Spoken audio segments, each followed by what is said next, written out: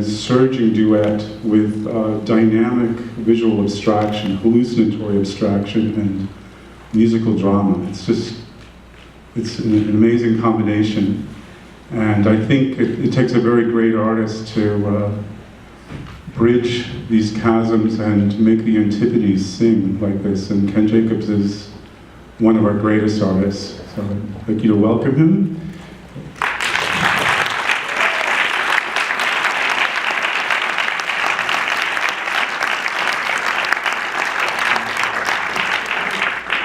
So we'll look at this piece, and at the end, we'll have a conversation with Ken and two of his collaborators, who will be introduced to you at that time, and fasten your seatbelts.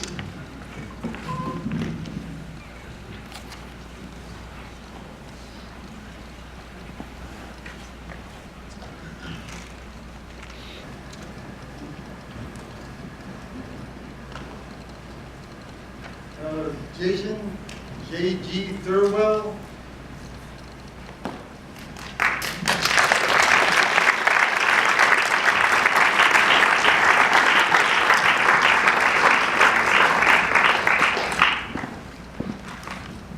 Jason Breakford, a name out of Gone to Wind. Yeah.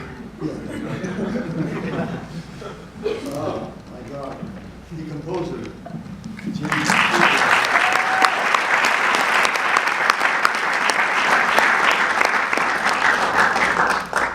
So, Ken. When you said you've often created works that contain a great deal of consciousness about the world, rancor, social disgust, great invention, but you often offset it with a kind of another work of protest that provides an alternative, maybe a kind of aesthetic asylum where perceptual deletation is possible, that counters these issues in the world. Here it seems like everything coexists, and as you have said before, you've often looked at cinema as a way of laying out the contents of your mind. And this just seems to be an incredible manifestation of that. Just wondering how you came to this piece and brought together this amazing kind of visual landscape, the psychoacoustical space, and the balancing of things, as you say, that maybe make life worth living, whether it's Brakhage and Billie Holiday against the terrible conditions that we live with. The Wall Street manifestation going on. So how'd this piece arise?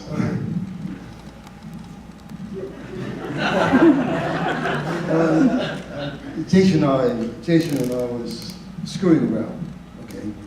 And I just got this still camera, and I shot off about 20 shots, 20 stills, and we used about a dozen. Louder into the mic, please. Not all the way. We didn't know this film was coming. This film was a surprise. Nothing about it was planned. There was never a storyboard. There was never a sketch. There was just one discovery after the other. And then at a certain point, it began evoking this monkey king for me. And I love this Chinese movie called a Chinese. What is it? Huh? Chinese A Chinese Odyssey. So a Chinese Odyssey. And I thought we began moving towards that. And then the monkey in my mind turned and became something more in response to the awareness I have of what's going on around us, with us, in the world. And this very diabolical image began to come up. And at some point I wrote up these titles. We began to embed them. And Nisi, daughter Nisi, had given us a disc of Jim's music. And I thought, God, this is so expressive, it's so over-expressive. And then I realized it's the exact right thing for this movie we're working on. And I got hold of Jim, and one of the first things I said to him was, I showed him what we had done, and I said to him, how do you feel about the politics? And he said, they're mine. And we were on our way.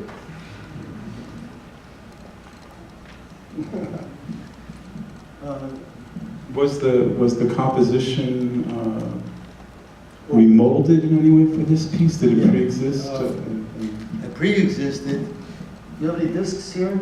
Yeah. Yeah, I do have some discs of the soundtrack if you want to see me afterwards to purchase one. Yeah, the soundtrack is from one of my projects called Manorexia, which I started about 10 years ago. I work under various different names, one of which is Fetus, one of which is Maximus. Manorexia I kind of formed to create a new sort of spatial environment away from the density of the work in some of my other projects.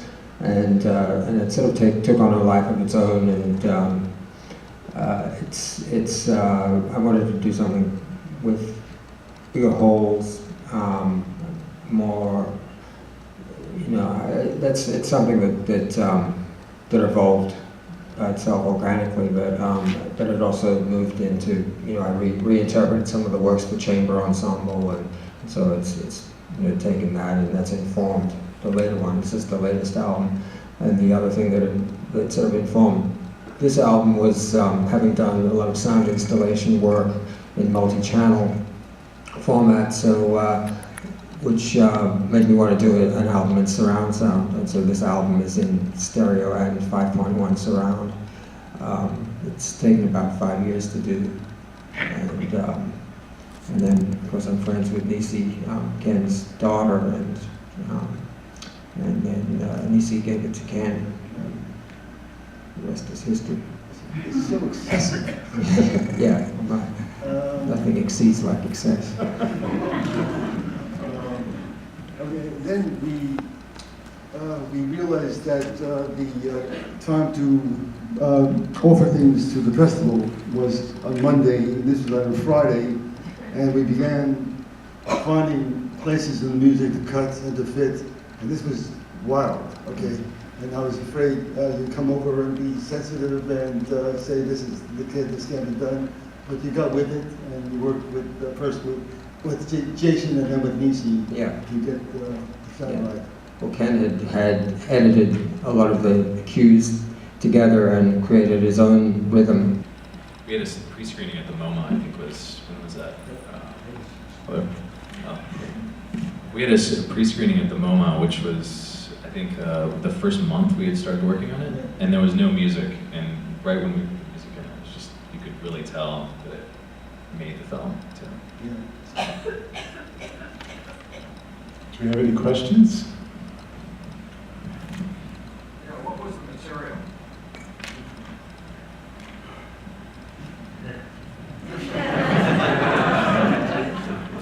Something around the house.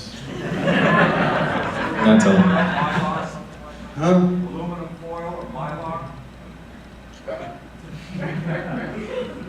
Yes. Yes, it was really cheap. Tremendous, overwhelming, and dangerous power in the media, right? Because we're looking at the grid, in a sense, right? You must have been very excited working with this, but were you terrified as well? That's right. That's true. But I am terrified. I live my normal life, and it's just insane. while we're talking to each other, while pleasant things happen around us, we, America, is slaughtering. We're nuts, and this gets to my work. I would like to be involved with just maybe the color blue. There was, I'm sorry, go ahead. So you say materials are very simple, but I saw Mount Rushmore crumbling. I saw the Monkey King. I saw a hooded Klansman. I saw a Hollywood embrace with two pencils. There? Well, Rorschach has been an important part of what I've been doing for some years now, which means, giving something to the audience that the audience can project, the contents of his own mind. It's cheap, you're taking advantage of what's already out there, and then you can charge people.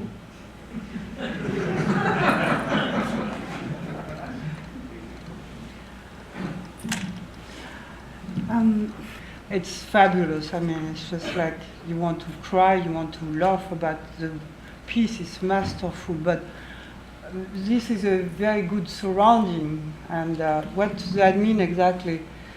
Blu-ray, that's c'est la pellicule ou c'est non? A Blu-ray disc, one little. One disc, little. all that sound, Yeah. all that image. But Amazing. you can play in any theaters you want. Yes, and I wanted to play in theaters. I would like this to get out of our ghetto and play Yeah. in a normal theater. Mm-hmm. I think it's available, especially because of Jim's music, to Yeah, that's people. really. Yeah.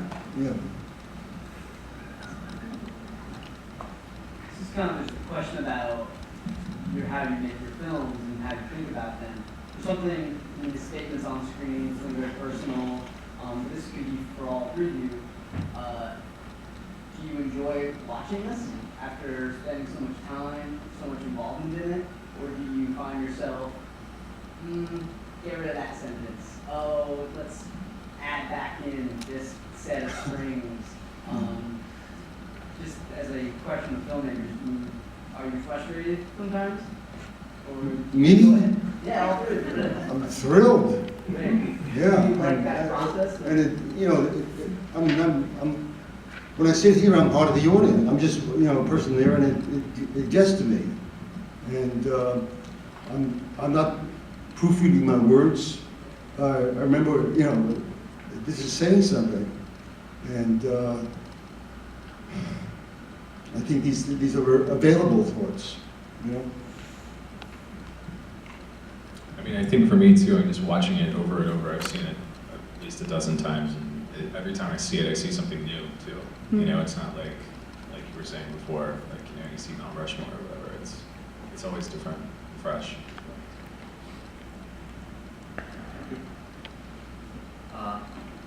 Such a strong dialectical relationship between the relative abstraction of the image and the such explicit, almost adjective nature of the text. I love that aspect because it creates what I would call a fourth dimension rather than a third dimension. But that fourth dimension is always a play. It makes something very representational against something that's much more open-ended. I wanted the text to be here and now, and not written for posterity, which I can hardly believe there will be. The film is for here and now. I really think, I'm very sorry, that we maybe have, maybe 10 years before our enemies get the nuclear bomb, and we're gone. I really think that. I wish I didn't. I like to be more positive.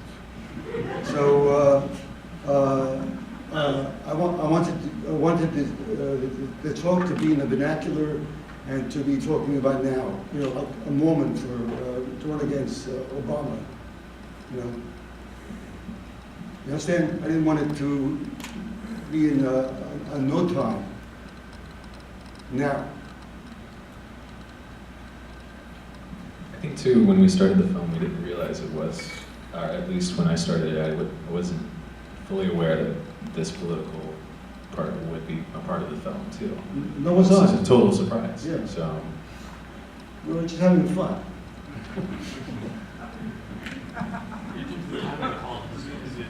Did it just come about? That you came to this Yes. point now? Just given them.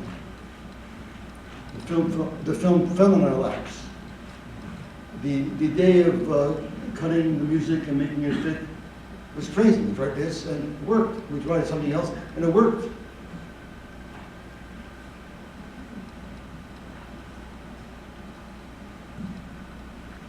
We have time for one more question. Will there be a sequel? It's a wonderful question. Come back in 10 years. Then we'll know. And this piece will be showing on Sunday, so come back again. Bring someone with you if you want Thank you very to see much. it again. Thank you so much.